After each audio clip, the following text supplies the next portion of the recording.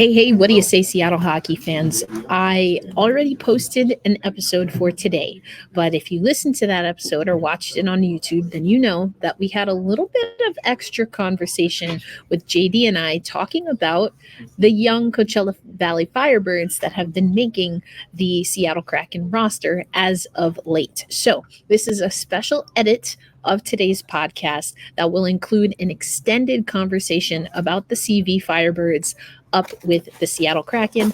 I hope you enjoy. Hold fast, stay true. Let's go Kraken. Hope you enjoy the game tonight. You are Locked On Kraken, your daily podcast on the Seattle Kraken, part of the Locked On Podcast Network, your team every day. We are the Seattle Kraken.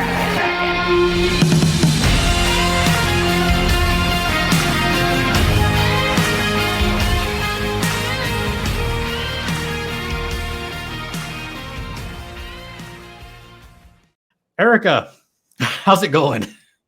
You know, it feels better now that the Seattle Kraken have gotten back into the win column. Obviously, unfortunately for the Ducks, it comes at your expense.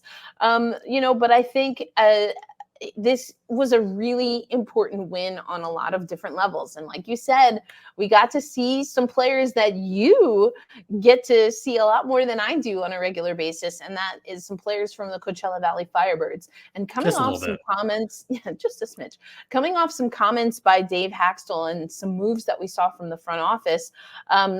We talked about on Locked On Kraken, how is this kind of a statement? Maybe it was a statement that was kind of overdue, but we also know that the Seattle Kraken have been dealing with injury again. Point to any day on the calendar, and that's been the issue. So it's evergreen. Exactly. So it's a good feeling. It's a good feeling to get the win, obviously, and I hope that even going into this effectively back-to-back game against the Anaheim Ducks, that from the Seattle Kraken perspective, they don't lose perspective on things that this team has struggled with and that they want to be able to improve with the handful of games they have left this season. Look, the Ducks are tanking. I mean, the Ducks could lose every single rest of the game this season, and I wouldn't mind because it would mean a better draft position. I think this draft isn't as deep as last year's. So the Ducks do want to try to get a top 1 or top 2 pick this season. So I don't mind it. I mean, getting shut out wasn't great, but I don't mind the losses at this point of the season because they're mathematically out of it anyway. And to let the kids play, that's evergreen for the Ducks too, because guess what?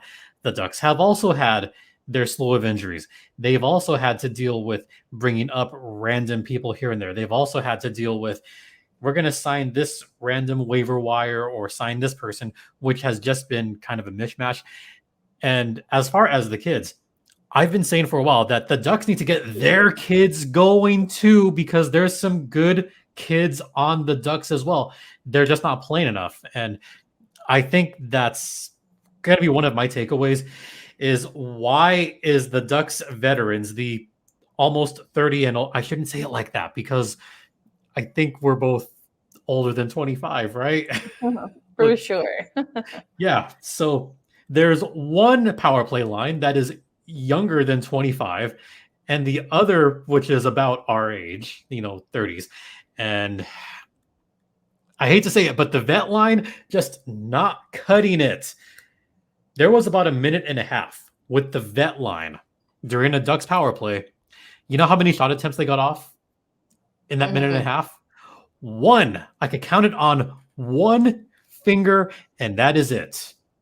The kids power play line, a little bit more than that. A lot more dynamic, better puck movement. I know I was looking at this game going, if the Ducks had a chance to make some noise, this was it, because the Kraken had been shut out not once, not twice, but 3 times during this 8-game streak. And they only scored 7 goals in a 6-game span, which is not what you want to do. I mean, you talk about giving your goalies some quote unquote run support. That was not it during that stretch. And by the way, Joey Daccord was never pulled from a game at all last season in Coachella Valley. This was the first time he had been pulled in his professional career, something that he is not used to, by the way. that we've Yeah. seen. And on the Duck side, I think some of them thought this might be an easier game because the Ducks do this a lot. They've done it several times this year where they kind of rest on their laurels and kind of play back and allow their opponents to kind of, let them play their game and let them play their style, which is not what you're supposed to do. And the Ducks, they made some mistakes. And to the Kraken's credit, they're pretty good at that. The Ducks did make some pretty questionable plays. Can we call it that? They made some questionable opportunities. There was an errant drop pass again that led to a Seattle goal the other way. And I just kind of looked up and shook my head like, oh, it's a rookie mistake. It is. I mean, the Leo Carlson pass was just errant. I know Mintyukov not connecting on some passes. There's rookie mistakes. That's going to happen. But on the Ducks side, the rookies made their mistakes. On the Kraken side, not many mistakes. And I'm going to start off with the Kraken side because I do happen to do public address for some team in Coachella Valley. I happen to know a couple of these guys.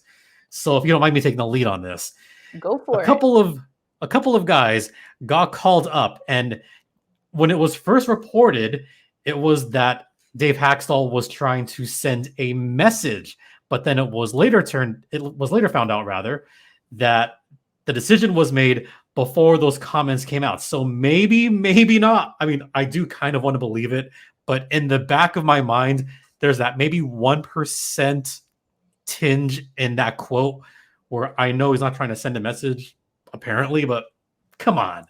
There's got to be some kind of message sent when you call up two 20-goal scorers from the Firebirds and Ryan Winterton and Logan Morrison making his NHL debut. Yeah, I'm with you there. I loved the comments because on Locked on Kraken, we'd been saying this for a while. What is the front office going to do to shake things up? I know a lot of people are questioning whether Dave Haxtell is the right head coach. That's really since he came to the Seattle Kraken. And I understand those comments. But for me, what we've seen from the Seattle Kraken points more to what the front office is and isn't doing more acutely. And this move made sense.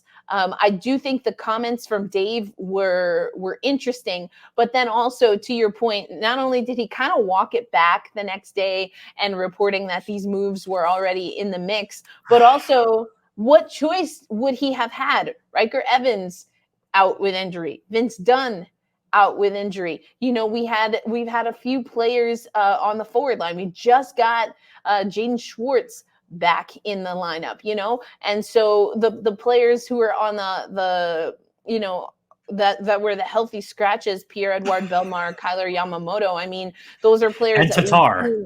Yeah, and Tomáš Tatar, which, that one may be a little bit surprising, and maybe that's the one that you look to if you look at the full season where it's like, okay, what happened with Tomáš Tatar where maybe the effort level wasn't there, because we have seen Tomáš Tatar make an impact on the Seattle Kraken at times in the season. But that did make way for Ty Cartier to be reunited with some Coachella Valley Firebirds. And let me tell you, let the kids play, let the kids fly. The energy was palpable immediately. And it's something that we've desperately needed. We should also mention that Olofsson also brought up in an emergency circumstance. Again, I mentioned Riker Evans out. Vince Dunn has been out. So we're short on the defensive side. So, I love this. Obviously, Morrison, a lot of people talking about that he went undrafted. We've seen that before. Where have we seen that before? Yeah, a Coachella Valley Firebird as an undrafted we've talked player. About at least two of them. Yeah, we've talked about at least two of them here. I think I came on your podcast last year about this.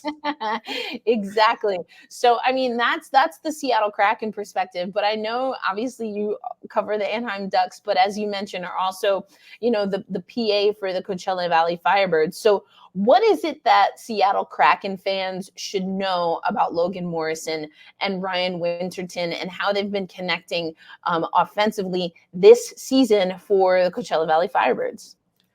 Now, a brief word from, hey, it's eBay Motors. And you know what? I talk about eBay Motors a lot on this podcast because we talk about passion, drive, and patience. Patience, very underlined, Erica, is what brings home the winning trophy and also what keeps your ride or die alive.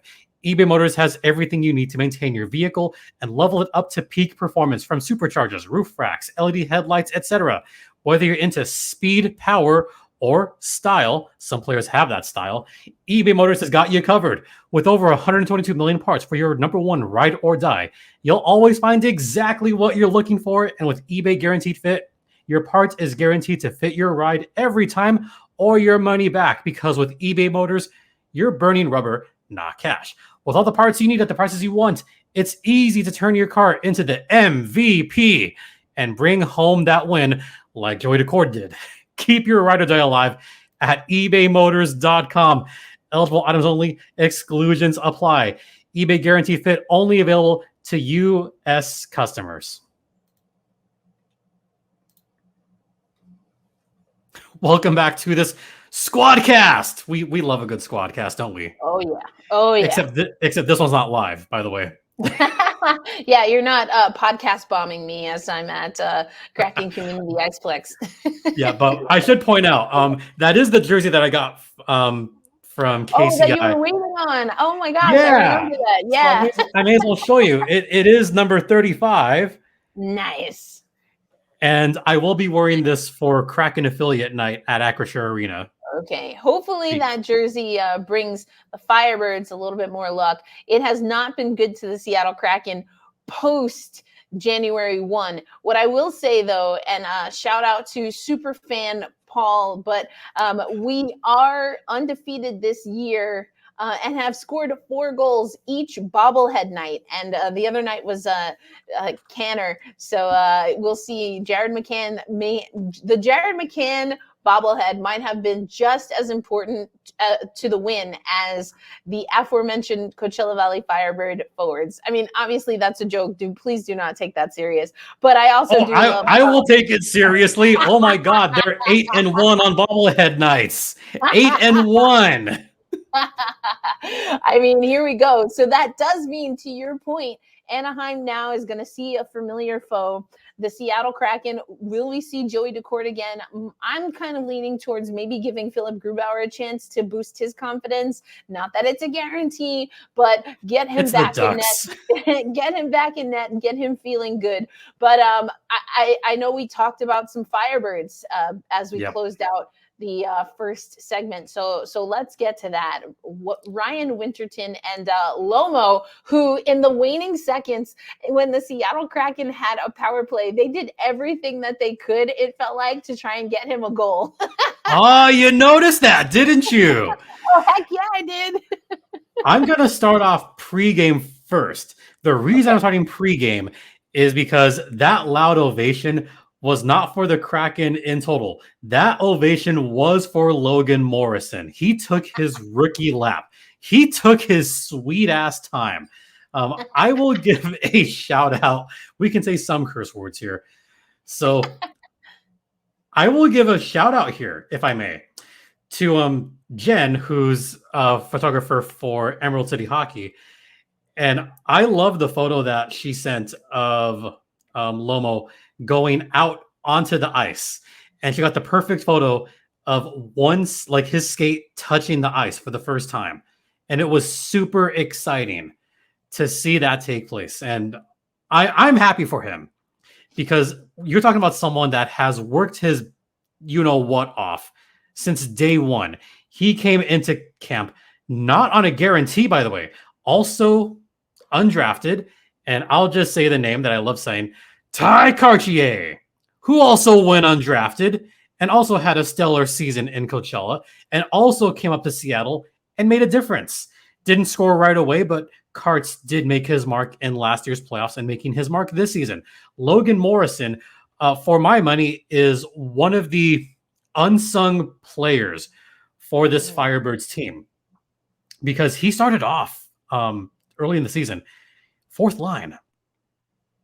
I mean, not to say that he barely cracked the roster, but when you have a veteran core of Riker Evans, who began with the Firebirds, when you have Riker Evans, when you have Cole Lind, Max McCormick, Cameron Hughes, Podorowski, Shane Wright, who's tearing it up, Marion Studenic, John Hayden, Devin Shore. Also, don't forget about Shorzy. Yeah. That doesn't leave a lot of room for a guy that went undrafted. Right. And then he comes into the start of the season and he works his way up to the third line, works his way up to the second line. Not quite first line because you still have, your top guys. But Logan Morrison has gone on kind of a heater for the Coachella Valley Firebirds, now at 40 points in the season, and he's got 15 goals. I thought it was 20 goals, but that's Winty with 20 goals. Lomo, I think his biggest asset is going to be his shot-making ability, and I wish he would shoot more often in Coachella because he's got a good shot, but he's also got a very high IQ.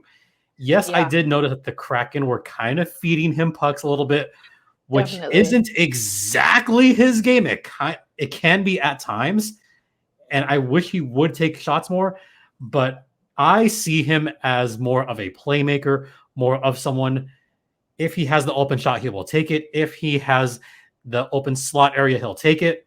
But if he has a better shot with his teammates, he will pass it right off for the easy apple. That's more his game. Winterton, on the other hand, someone else that has been working very, very hard. And I got to give Wentz a lot of credit. He's also kind of worked up with his roommate and his best bud. Like, oh yeah, those two are roommates, by the way. In Coachella Valley, they came up together. They came up in camp together. They're roommates there. They're roommates right now in Seattle, apparently. So they're sticking together.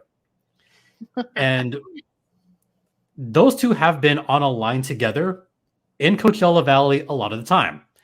And most of the time, it'll be Wentz receiving it from Lomo.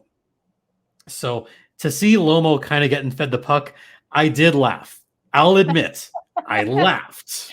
It was cute. It was super cute. I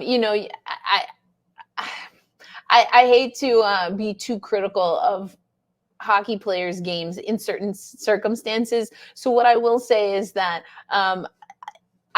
without knowing that as intimately as you do, that he's more of a facilitator than someone who's going to take his shot. I mean, the puck just seemed to kind of be dancing just over his stick blade. He was grabbing and you could tell that he was starting to realize, oh, like they're trying to get this to me.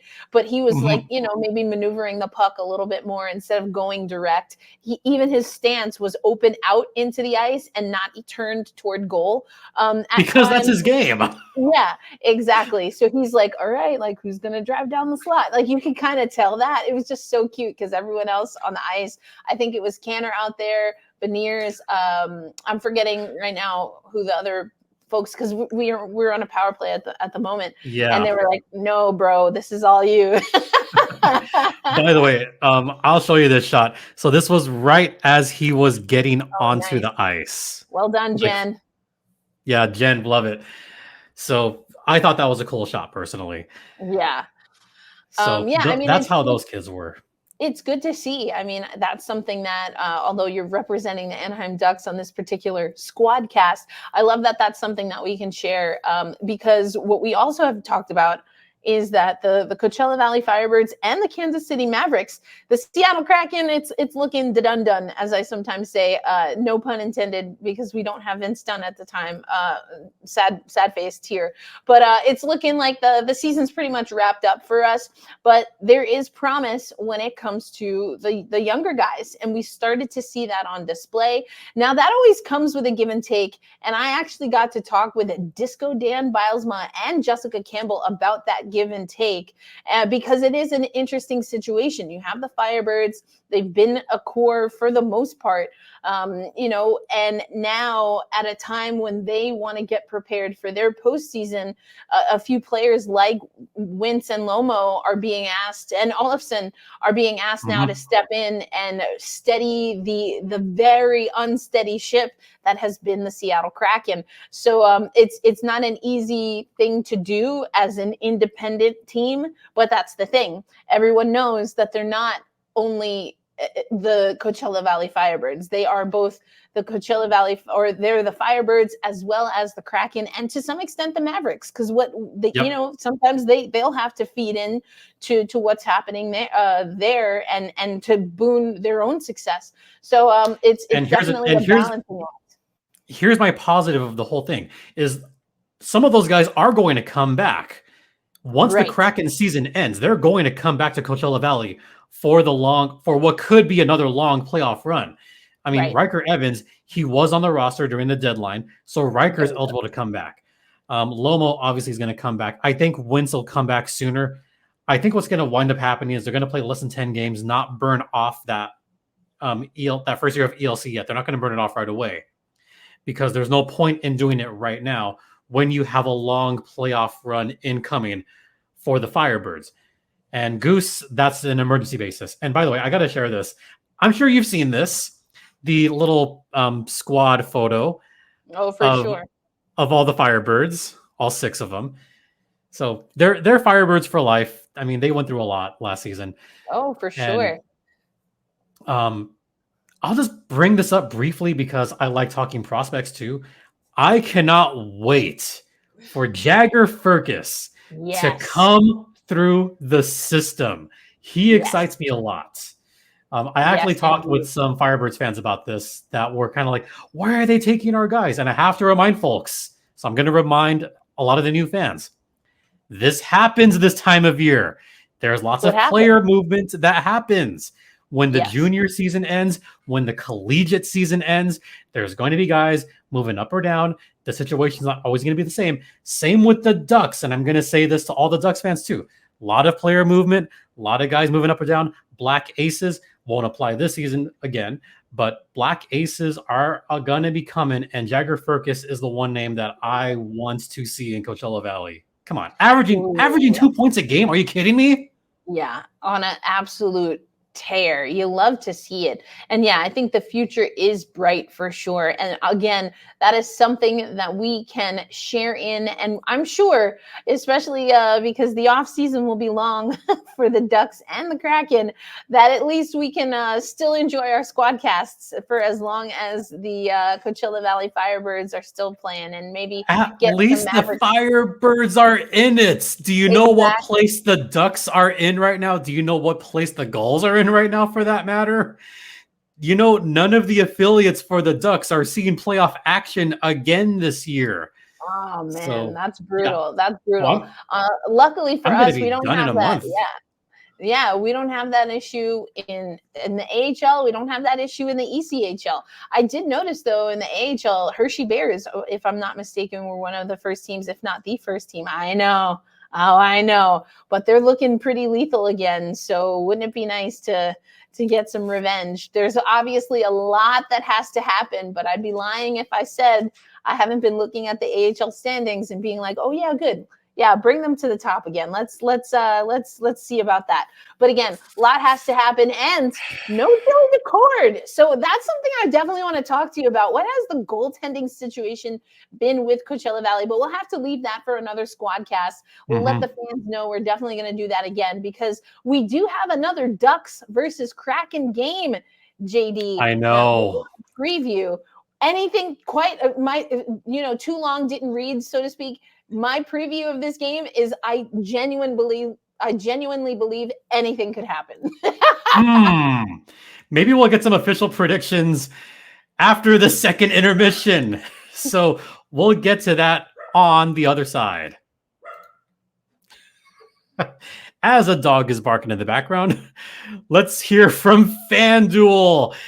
Erica, let's say goodbye to busted brackets because FanDuel lets you bet on every game of the tournament, men and women. Whether you're betting on a big upset or a number 1 seed, I'm predicting an upset in women's, by the way. Just saying. It's time to go dancing on America's number 1 sportsbook. Right now, new customers get $200 in bonus bets if your first $5 bet wins.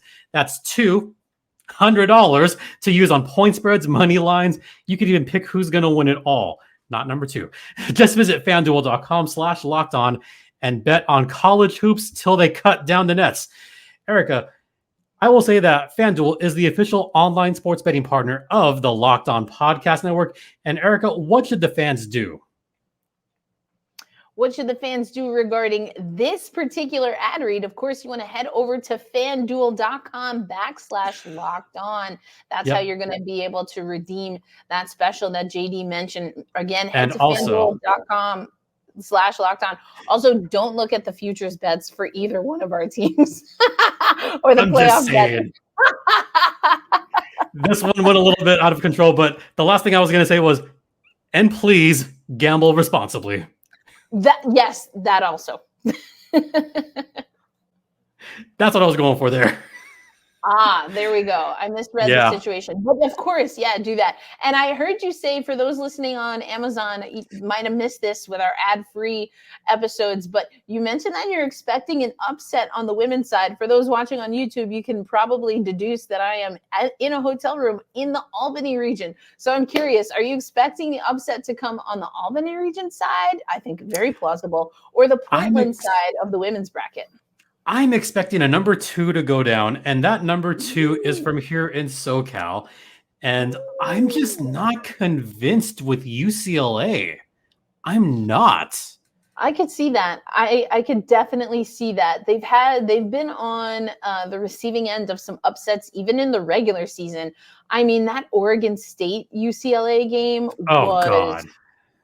Okay, for those who maybe don't know, there were 4 lead changes, including the game winner, in the last 6.8 seconds of the game.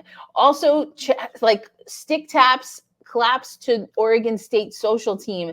They have the last few seconds of that from a variety of angles set to Etta James at last, and it's one of the stupidest endings I've ever seen. I mean, it was a great ending, but also one of the stupidest in that I cannot believe that freaking happened. Wild. Yeah, it was wild. So, okay, I'm with you. And that's one of my, I'm going to go LSU over UCLA on that one. I also, maybe the other 3-2 matchup in Albany. I think Oregon State has a legit shot against Notre Dame. That could be interesting. Notre Dame, I think early in the season, I was kind of like, okay, how's this team going to fare? They also played South Carolina very early, but Hannah Hidalgo is the truth. Hannah Hidalgo is a really great player. I will give it to you, though. Again, if it's me, you talk about, gambling responsibly. For me, gambling responsibly is not betting against Oregon State, because per what we just talked about, I mean, come on. We've devolved. We've gone into women's basketball talk, but I'll just give my final 4 just for the sake of having it out there in the universe. My final 4 is, of course, Iowa, South Carolina. No one's beating South Carolina right now. I mean, come on. USC. What up, Juju Watkins? And Stanford. Ooh, okay. I think Texas might pull out. I honestly, and it sounds quote unquote boring, but Texas is kind of like low key under the radar, even as a 1 seed. And I kind of think that they're going to be like, and we took exception to that. So I'm curious. Stanford's getting overlooked. Stanford's getting overlooked so bad. Oh, yeah, it's going to be interesting. They had to pull out and they had to gut out a win with Brink on the bench the last game at Maples. So for this season, I should say, and in Pac-12 officially. So anyway, I'm sad about that. We have to move on. We have to see if Locked On Women's Basketball will let us do a cameo every once in a while. But okay, let's talk about this matchup for rest in peace, Pac-12. Oh, I know. It was so sad. Let's Actually, talk about I'll give a Pac-12 story, which will go back to hockey. This will make sense at the end of this quick story. So when I was up there, after you left, by the way, after you left Seattle, after KCI, I decided to go down to downtown for whatever reason. I did that, and after having my Ivar's salmon, which by the way, Salmon House delicious, that was also the night that University of Washington won their semifinal game to get into the championship game in college football. And I was kind of surprised, like, how crazed of a sports town Seattle became. Like, it was crazy for the Winter Classic. Yeah. And then you add in college football, and everyone was just going BS crazy. So when I went to Ivar's, they had the TVs on there. I'm the only one sitting at a table. Everyone else at the bar watching these games. And I still had like my Seattle, like my Winter Classic stuff. So they're like, "Oh, did you happen to go to the game?" I'm like, "Yeah, I went to the game." Like, "Oh, so like, are you from here?" Like, "No, I'm from," and I actually dropped I'm from Southern California. I work out of Palm Springs, Palm Desert. They're like, "Oh, they have a team out there." Like, and it is like, "Yeah, I'm aware." And I let it dangle for a minute before I finally told them, what I do with the Firebirds. They're like, "Oh my God, that's so cool. Like, how you like Joey DeCord?" I was like, "I'll admit, I was one of the people in the stands starting the Joey chant. I was one of them."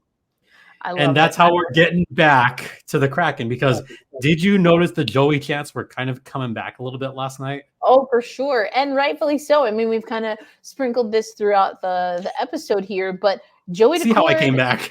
Yeah, Joey DeCord has been struggling. I mean, there's really no other way to put it. I think the Winter Classic was, really peak Joey. And then after that, I mentioned it earlier on the episode, after that, I think that I started wondering, okay, we're in a good space. If you can even believe it, the Seattle Kraken were on a win streak at that time. But it was like, okay, we know that Philip Grubauer is getting back healthy. When are we going to integrate him? Then it was, okay, Joey's been playing great for us, but we've been there, done that, aka Martin Jones, who we also shouted out earlier in the episode. When are we going to give him a break? And who didn't get a shot?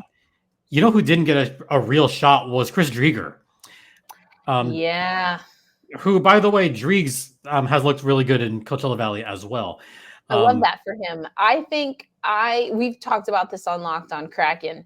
I feel for Driegs, and I think it was the right move to bring Joey in. To your point, when Drieger was up with us while Grubauer was hurt, could he have been utilized more, or to the effect that I'm saying, give Joey a little bit of rest? Yeah. I think probably yes. And I apologize to the Ducks fans, because like we talked a lot about the Kraken, but if I may bring this back to the Ducks for a second, because this is something that Ducks fans have had to deal with for the better part of the last 4 seasons. The Ducks have another very capable goalie in their roster that I feel that they are not playing enough. I mean, give John Gibson a break. There was a run 2 seasons ago. Remember when the Ducks started off hot 2 years ago? They were in first place.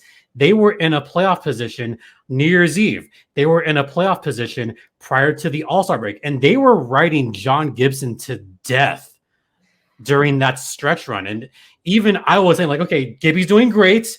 That's good. But there's a backup goalie. There's a young goalie that is very capable and very good. And even on a recent mailbag episode, someone asked me, is Lukáš Dostal ready to be a number 1 goalie? I said, in a word, yes. Dostal's ready to be a number 1 goalie, except he, just like a certain run, Dostal gets no run support either.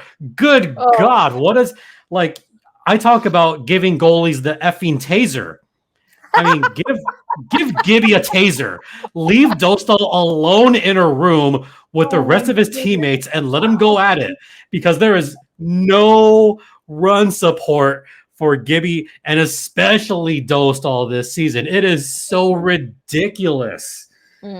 So I see where you're coming from on that. You can relate. They really just played Joey like down to the bare bones recently.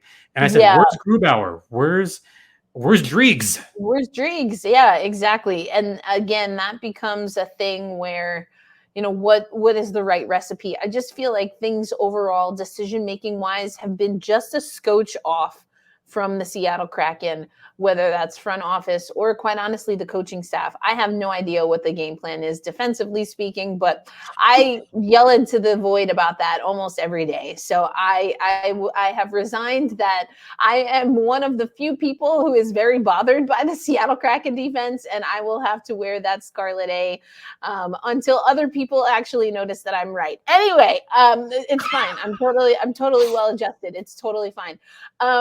Yeah, we're fine. We're not totally we're not panicking. Totally normal behavior right now.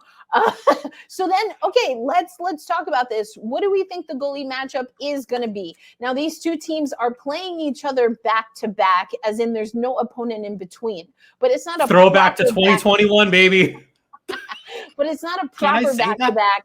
It's not a proper back-to-back because it's not, two games literally back-to-back. In this case, there was a day off in between. So from the Ducks' perspective, what do you think is going to happen? And is that the same as what you hope will happen? I think they're going to get shut out again, honestly. I don't know if you noticed, but the Ducks only put up a baker's dozen worth of shots in this last game, which, by the way, I did notice that was a Kraken record for fewest shots allowed in a game. Yeah. And yet the Ducks still somehow got those shots off. They were playing the perimeter all night. They were making mistake after mistake after mistake. And Seattle just came out with a crap ton of energy in this one, especially from that fourth line. The Ducks power play mystifies me. I talked about it earlier. Why is that PP2 unit not out there more? It drives me crazy. Can I share with you what those lines for the power play were? Because this is actually the kind of thing that does legit drive me crazy. This was Trevor Zegras' first game back. I'm okay with Z playing the third line in his first game back only because you got to get him back to speed, right? Yeah. Yeah, so that's fine. And then you get into the power play units, which drove me nuts. I'm going to go power play 1 first. You had Cam Fowler, who has been more than struggling recently. Jakob Silfverberg, who has been struggling all season long. And then you have Alex Killorn, who I've liked. Killorn's been a Jekyll and Hyde to me all season long, where he will make a stupid play and then make up for it with a goal, but that doesn't negate the fact that he still made some bad choices. And then you have Stroman, and then you have Stroman Vetrano. Vetrano's at least fine.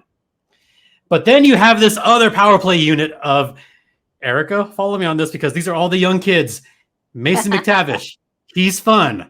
Troy Terry, he's fun. Leo Carlson, he's fun. Trevor Zegras, we know he's fun. And Pavel Mintyukov. Do those all sound like young guys that tend to float on the ice and move faster and kind of get the defense discombobulated? Why would you not have that power play unit out for more than 20 seconds at a time? I think Coach Greg Crow needs to shift around his lines. He needs to throw crap on the wall and see what sticks at this point, because 13 shots, not going to cut it. Having that power play 1 unit out there, just slowing things down, not going to cut it. Having John Gibson out there wanting to kill his teammates out there, not going to happen. So I hope that it is Lukáš Dostal out on the ice tomorrow, and I think it will be. I think now that the Ducks are out of a playoff spot, they're just going to tandem for the last 10 games and go Lukáš next game. Yeah, and that was kind of my take on what we'll likely see from the Seattle Kraken moving forward. I don't think that the win for Joey Daccord is going to change that. I am curious. I know you ran through the power play. I think it's it's going to be interesting to see what happens there. I think I know it was Beniers. I thought it was McCann on that power play while Lomo was out there. I'm pretty sure it was. I think so. I know at practice it was Larson, Bjorkstrand, Beniers, Lomo, and Tolvi. So, but again, it was late in the game. They might have mixed some things up. But I think what's also interesting. They did. Sorry, that's what I was gonna say. They did mix it up in the last power play because the Ducks were stupid and gave them so many. Just quick 10-second rant. Stop committing dumb penalties. Stop allowing the other team to get so many power plays. You're welcome, by the way. 2 for 5 on the power play. Anyway, they did mix it up towards the end. They mixed it up. And I think that also speaks to the lines that we saw. Ellie Tolvanen and Maddie Beniers with Oliver Bjorkstrand. I mean, don't tempt me with a good time. I also love that the Triple J line, as I like to say, OGers who've listened to Locked on Kraken from the beginning, I was at that first ever training camp, and I like Jaden Schwartz, Jared McCann, and Jordan Eberle on a line together. I always have, I always will. And to see that Triple J line back together warmed my freaking heart. And then, of course, we had the kids. We talked about that. That left Berkey with Yanni Gord and Brandon Tanev. A lot of energy potential on that line, but I'm very curious to see how they continue to blend because it hasn't been a line that's been together, hasn't been a trio that has been together a lot this season. When it comes to being in net, I kind of just feel like you want to get at both goalies feeling good, playing well in front of their teammates. I mean, what this roster is going to look like, I'm very curious to talk about that in the offseason. But so I'm leaning towards, even though Joey got that shutout, seeing Philip Grubauer in net. Yeah, I think it's got to be Grubauer at this point. He had a pretty solid run earlier this month, which, by the way, also no run support. Grubauer deserves better. Never, ever. No, my prediction, I think the Ducks are going to crack through and get a goal. All right. But, God, that mixing and matching on the power play, that looked good. So I'm going to go out on a limb and say that it's going to be 3-1 Kraken. I was thinking the same. I'm going 3-1. You know what? Just for that, just to be different, I will go 4-1. All right, I'm going 4. I'll go 4-1. It's not a bobblehead night. Are you sure you want to go 4? Or you just want to skip 4 overall and go to 5? It's not a bobblehead night. I'll go the other way, 2-1. Oh, okay, 2-1. I mean, that's very plausible. I think that's extremely plausible. It would, depending, I mean, you can have a solid 2-1 outing, but it would be very indicative that, again, the Seattle Kraken are having an issue on offense, in my opinion. So yeah, I think 4 sounds nice. I think 3 is more plausible.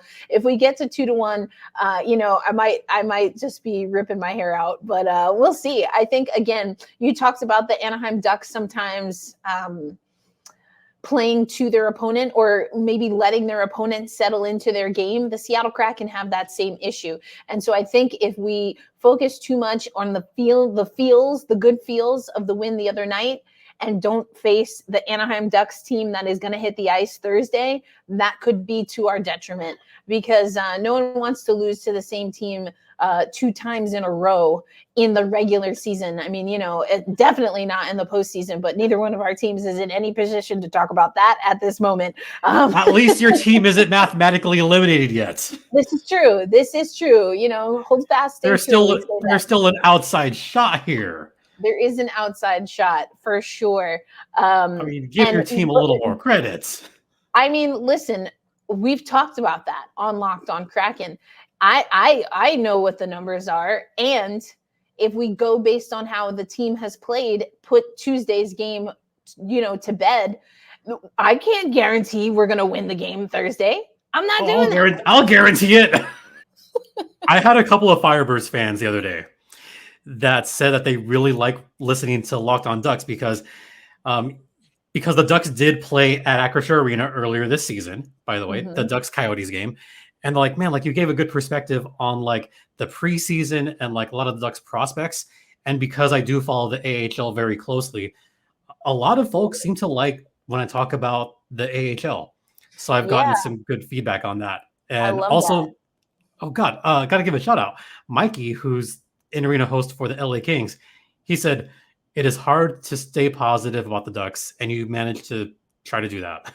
Well done, So, sir. I love yeah. it. I love it. All right, where All can right, they find getting you? back, we're getting back to it. Okay, so for Locked On Ducks listeners, again, my name is Erica L. Ayala. I'm your host of Locked On Kraken. You can also hear me / see me on Locked On NHL, where we do the women's hockey spotlight. So we've got Women's Worlds coming up. I did a deep dive into why Natalie Spooner, after having her first child, is maybe an even better player than she was when she helped Hockey Canada win gold in 2022. And so we'll have a lot of that happening over at Locked On NHL. So you can follow Locked On Kraken, Locked On NHL, wherever you find Locked On Ducks.